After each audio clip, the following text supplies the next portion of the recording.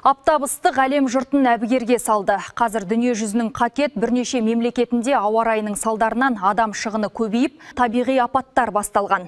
Ауыз су тапшылығы да артып тұр.